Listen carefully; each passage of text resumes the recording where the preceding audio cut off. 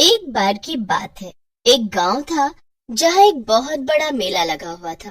वहीं पर एक चुड़ैल रहती थी। चुड़ैल एक दिन टहलते हुए कहीं जा रही थी कि तभी उसने एक गुमटी पर बैठे दो दोस्तों को आपस में बात करते हुए सुना। अरे भाई, क्या तुमने मेले में जाके हाथी की सवारी की? बड़े ही मजेदार चीज है और लोगों को बहुत पसंद भी आ रही है। अरे अरे, वो भला कौन छोड़ेगा। इस साल तो हाथी की सवारी ही हमारे गांव के मेले की शान है। अरे, मैंने तो ये भी सुना है कि दूर दूर के गांव के भी लोग हमारे गांव में आ रहे हैं सिर्फ और सिर्फ उस मेले में हाथी की सवारी करने के लिए। हाँ, वो हाथी दिखने में है ही इतना सुंदर। लोग तो उसकी सुंदरता देखकर काफी खुश हैं। लोग उस पे बैठकर सेल्फी ले रहे हैं। और क्या तुम्हें पता है कि उसके महावत भी अपने मनोज भाई है? अच्छा, मनोज भाई? अरे वो तो अपने गांव के सबसे पुराने महावत है। फिर तो मैं उनसे कहूंगा कि मुझे थोड़ा डिस्काउंट दे दे। दोनों दोस्त हंसने लगते हैं, पर उनकी बात सुनकर चुड़ैल खुद से बोलती है। अरे, मेरे ही गांव में इतना मजेदार काम हो रहा है और मुझे ही खबर नहीं। लोग यहाँ हाथी की सवारी कर रहे हैं और मैं पैदल चल रही हूँ। ये तो बड़ी नाइंसाफी है मेरे इन नाजुक पैरों के साथ। चलो, चलकर देखती हूँ कि आखिर मामला क्या है। इतना कहकर चुड़ैल मेले की तरफ चल पड़ी। थोड़ी ही देर में चुड़ैल मेले में पहुंच जाती है। मेला एक बड़े से मैदान में लगा हुआ था। चुड़ैल मेला देखकर काफी खुश हो गई। वाह वाह, ये मेला तो सच में काफी बड़ा है। यहाँ तो काफी मजा आने वाला है। चलो, जल्दी से अंदर चलकर देखते हैं कि कहाँ पर हाथी की सवारी हो रही है। चुड़ैल अंदर जाकर हाथी ढूंढने लगती है, पर तभी उसे थोड़ी ही दूर से नजर आ जाता है कि एक जगह पर एक बड़ा सा हाथी चल रहा था और उसके ऊपर एक पति पत्नी का जोड़ा बैठा हुआ था। वाह वाह, ये हाथी तो सच में काफी शानदार है। इसे तो मेरी सवारी होना ही चाहिए था। कितना मजा आता अगर मैं पूरे गांव में इसी सवारी से घूमती।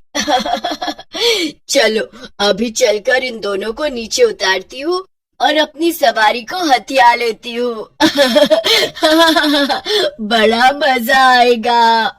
चुड़ैल झट से जादू से ऊपर उड़ जाती है और उड़ते हुए हाथी के पास पहुंच जाती है।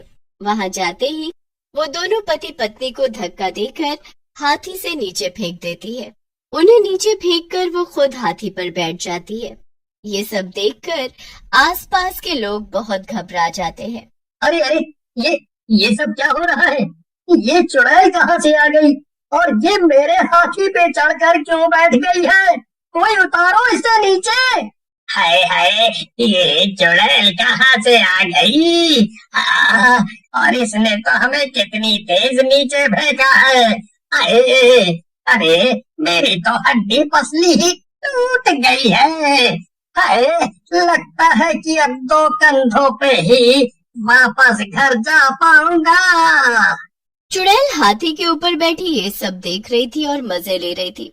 उसे ये सब देखकर बहुत हंसी आ रही थी। वाह वाह, क्या बात है। तुम सब तुच्छ लोग मेरे आगे कुछ भी नहीं हो। मैं इस गांव की चुड़ैल रानी हूँ। देखो, मैं अपनी शाही सवारी पर भी बैठी हूँ। अरे ओ मूर्ख चुड़ैल, देख, ये मेरे काम का वक्त है। इतने सारे लोग आए हैं मेरे हाथी पे बैठने के लिए। मेरा समय बर्बाद मत कर और जल्दी से नीचे उतारा, वरना मेरा बहुत नुकसान हो जाएगा। तेरे नुकसान की परवाह भला मैं क्यों करूं? अब से यह हाथी मेरी शाही सवारी है। मुझे इससे कोई दूर नहीं कर सकता और जो कोई भी मेरे रास्ते में आया उसे मैं अपने हाथी से कुचलवा दूंगी। चुड़ैल की धमकी सुनकर वहां मौजूद सभी लोग डर गए। किसी में भी आगे बढ़कर चुड़ैल से लड़ने की हिम्मत नहीं थी। जो लोग भी हाथी की सवारी करने आए हुए थे वो चुपचाप अपने अपने घर लौट गए। सभी ने चुड़ैल के आगे हार मान ली थी, लेकिन महावत जिसका नाम मनोज था उसने अभी हार नहीं मानी थी। ठीक है चुड़ैल, अभी तो मैं जा रहा हूँ, पर देखना मैं तुझे मेरे हाथी से नीचे उतरवा के ही दम लूंगा। मनोज ने ये सब बोल तो दिया था, पर उसे भी नहीं पता था कि वो आगे क्या करने वाला है। वो जल्दी से कुछ सोचता है और फिर मेले से बाहर जाने लगता है। मनोज सीधा अपने बचपन के दोस्त विनोद के पास जाता है। विनोद भी गांव में ही रहता। अरे मनोज, तुम यहाँ कैसे? बड़े दिनों के बाद आए हो। तुम्हारा तो इस वक्त मेले में अच्छा काम चल रहा है ना? तो तुम्हें यहाँ आने की फुर्सत कैसे मिली? क्या खास काम चल रहा है? अरे काम तो चल रहा था, अब सब बंद है। क्या? मगर ऐसा क्यों? मैंने तो सुना है कि तुम्हारे हाथी की सवारी करने दूर दूर से लोग आ रहे हैं। हाँ, मेरा काम बहुत अच्छा चल रहा था, लेकिन तभी वहाँ पर एक चुड़ैल आ गई और वो मेरे हाथी पे चढ़कर बैठ गई। कहती है कि मेरा हाथी उसकी शाही सवारी है और जिसने भी उसे हाथी से उतारने की कोशिश की वो उसे हाथी से कुचलवा देगी। इतनी दूर दूर से लोग आए थे सिर्फ और सिर्फ मेरे प्यारे हाथी की सवारी करने के लिए, लेकिन इस चुड़ैल ने तो मेरे सब अरमानों पे पानी फेर दिया। अब तो सब कुछ खत्म हो गया है। तुम तो जानते ही हो कि कर्जे के कारण मेरे सभी खेत बिक गए। उम्र भर की कमाई से मैंने एक हाथी खरीदा था कि अब कम से कम उसी से अपने परिवार का पालन करूंगा, लेकिन इस चुड़ैल की वजह से अब मैं रास्ते पे आ जाऊंगा। अरे मेरे भोले भाले दोस्त, लेकिन मैं इस बात से परेशान हूँ कि तू इतनी छोटी सी बात को लेकर इतना परेशान है। तू बचपन से ऐसा ही है। तेरी परेशानी का हल तेरे सामने होता है, लेकिन तू उसे देख नहीं पाता है। देख विनोद, बातें मत बना। जो भी तू कहना चाहता है साफ साफ कह। अरे तेरी समस्या का हल बहुत छोटा सा है। अच्छा, मेरी समस्या हाथी जितनी बड़ी है? हाथी जितनी?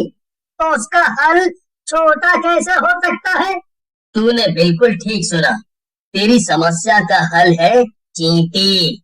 तुझे ये तो अच्छे से पता होगा ना कि अगर हाथी की सूंड में चींटी घुस जाए तो वो बड़े से बड़े हाथी की भी हालत खराब कर सकती है। मनोज ने जल्दी से उठकर विनोद को गले लगाया और फिर वो वापस मेले की तरफ चल पड़ा।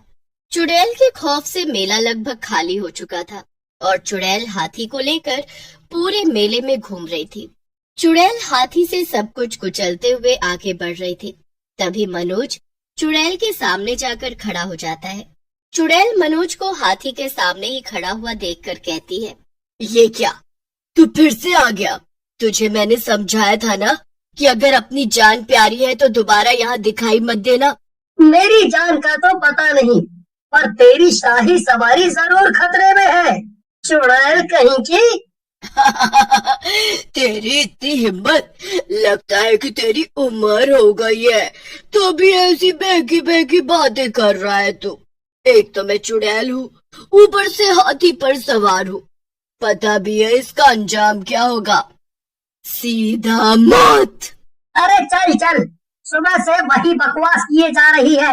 हाथी से कुचला दूंगी, हाथी से कुचला दूंगी। ये मेरा हाथी है और मैं इसका महावत हूँ। ये मेरे कहे बिना कुछ भी नहीं करने वाला और ये मुझे तो बिल्कुल भी नहीं मारेगा। अच्छा ठीक है, फिर अभी देखते हैं कि तेरा हाथी यानी कि मेरी शाही सवारी क्या कर सकता है और क्या नहीं।